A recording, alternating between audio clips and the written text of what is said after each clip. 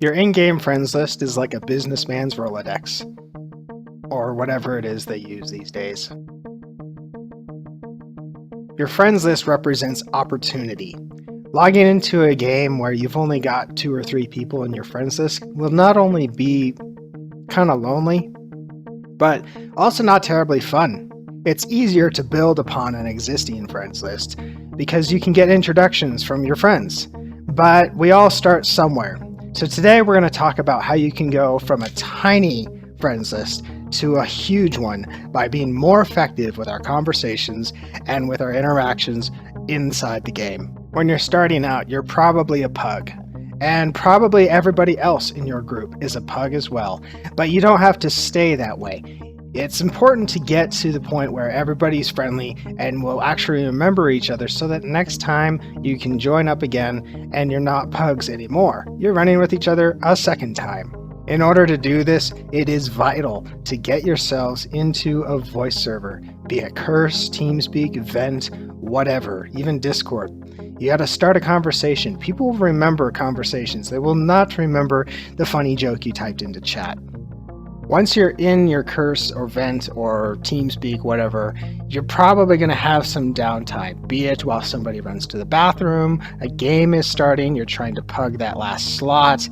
Break the silence. I want to give you 3 techniques or tips on ways to break that silence and get a conversation going. They're not meant to be scripted, they're meant to be techniques and that you can use on a case-by-case basis. But if you apply these, you're going to be able to make friends much faster because you're going to actually be talking with them.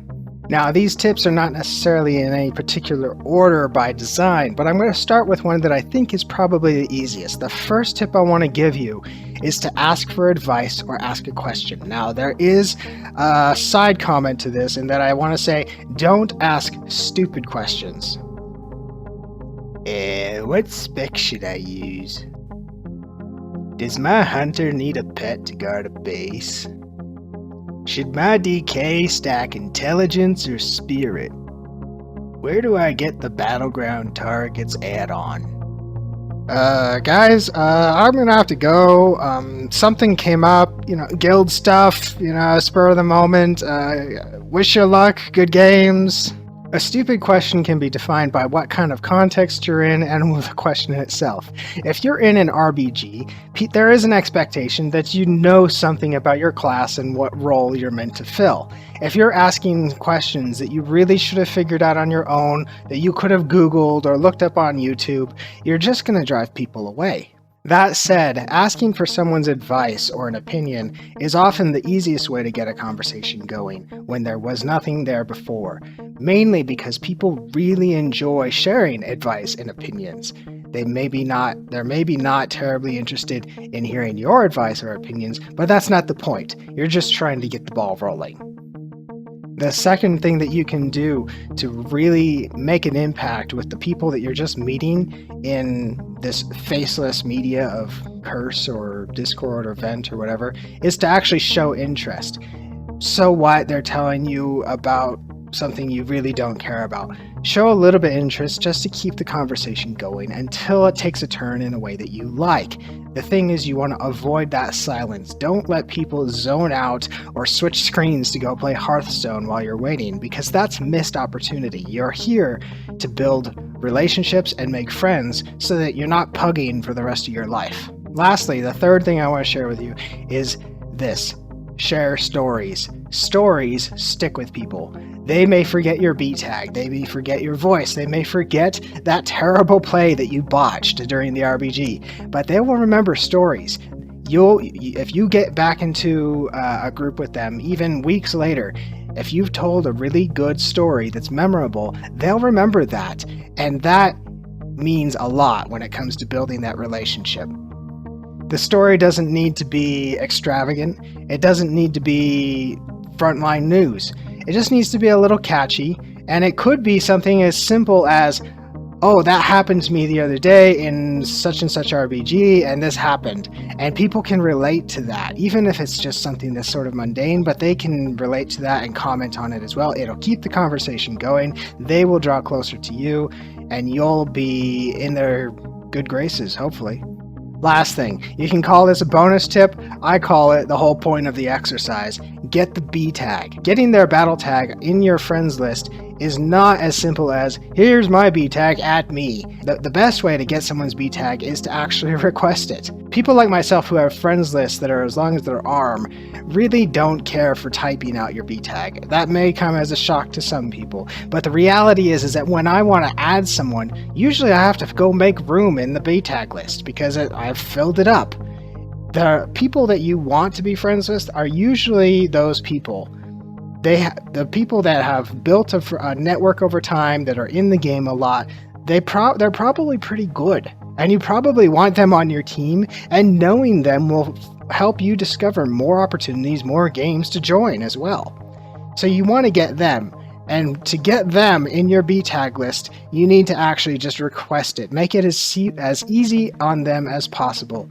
Because if they have to go and say, well, okay, I got to type in your name and the number at the end, and it's more work, and I'd rather just not, frankly, unless you've told a really good story.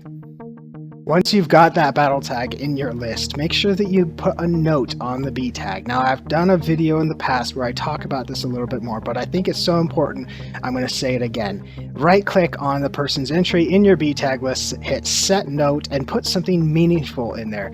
I always put in the patch that I met them during, because sometimes, over different patches, people leave the game, they come back, and you don't know if they're really playing or just visiting. But I also put down what class they normally play, because sometimes they're on an alt, and you may not remember their alt's name, or their B tag for that matter. And then also, what kind of game do you think that they would enjoy playing? Are they a hardcore PvPer, or are they more casual, fun? What are they into? Because you don't want to pull them into a group where they're going to be uncomfortable, and then just kind of kill your relationship. Now, if you're thinking, but I came here for strats, I came here for tips, what about the actual PvP tips? I argue that this is more important than any tips I could give you, because getting into those games with better people, with better leaders, with better strats, that's how you learn. And you need to do that by networking. Also, I could teach you all about the strats and all about how to handle bad situations in RBGs. I could tell you about target calling and where to place people, etc., etc. But if you have no group to work with, or if you're always pugging, you'll never get anywhere with it, or you'll just not enjoy it for that matter. So this, as light as it seems, is quintessential to being a good leader, and they're hard skills to master. It's the sort of thing that you kind of got to work at. I'd suggest kind of maybe taking one of the tips that I provide. Maybe it's, I'm going to tell a story this time in curse, or maybe I'm going to fake interest in what somebody else is saying, but actually talk in chat and be part of the conversation. If you're uncomfortable with talking, take it in baby steps.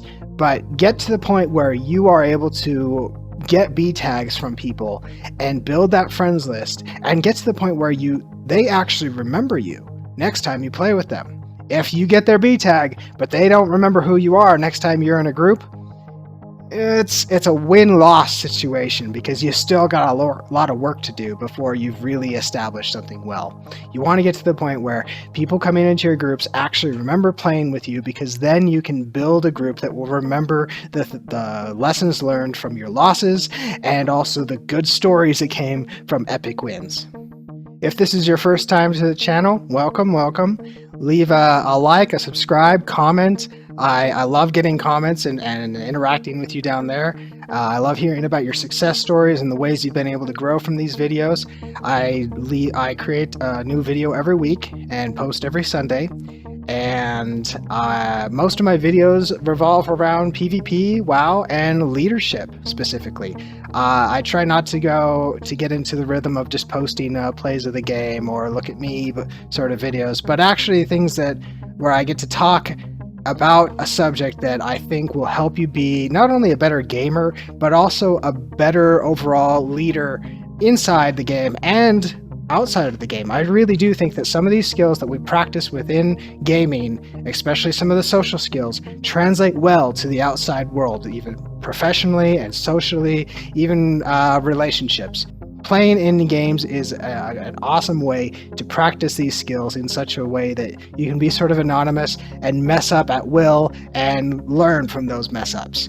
And I really think that that's the value of these videos. So if you're into that, subscribe, and I'd love to have you along for the future videos. A lot of different things I could do. It's not just about necessarily running a restaurant. Like, Right now, I get it that it's got to be a hospitable restaurant, but, you know.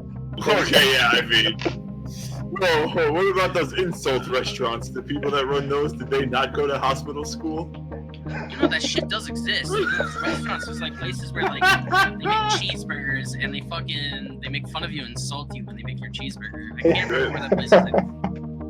I think it's Jersey Shore, but it might be New York. There's a place like that. I could see that going over in New York. It'd be like a cultural experience. People would travel to New York to get insulted. In true New York There's one in fashion. Vegas there.